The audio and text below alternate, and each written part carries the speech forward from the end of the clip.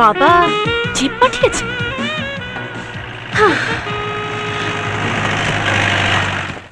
এই এই এই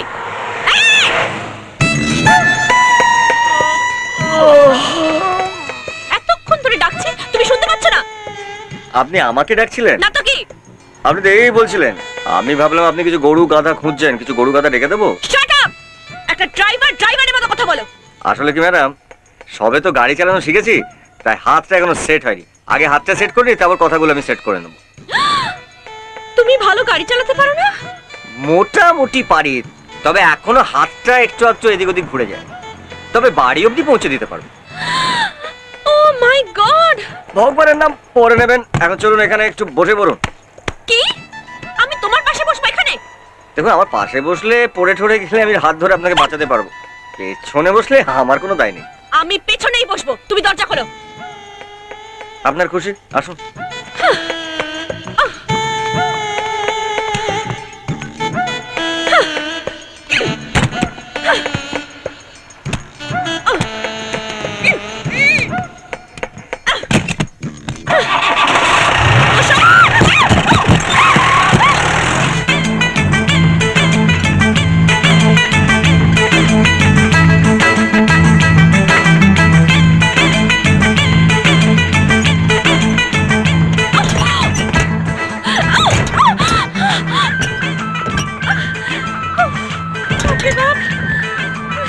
ঠিক করে গাড়ি চালাতে পারা যায় না?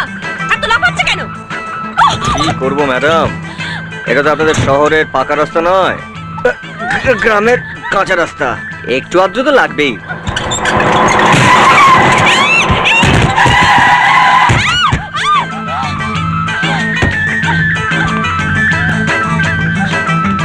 এই যে ইডিয়েট, তুমি দেখে গাড়ি চালাতে পারো না?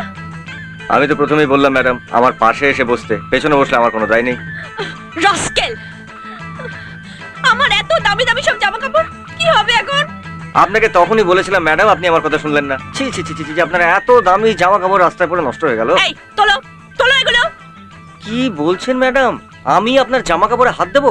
এই গ্রামের লোক দেখলে কি ভাববে, আমার চরিত্র বলে কোনো বস্তু নেই। তাহলে এগুলো কি তোমার বাপ এসে গেছে দেবে, হারামজাদা?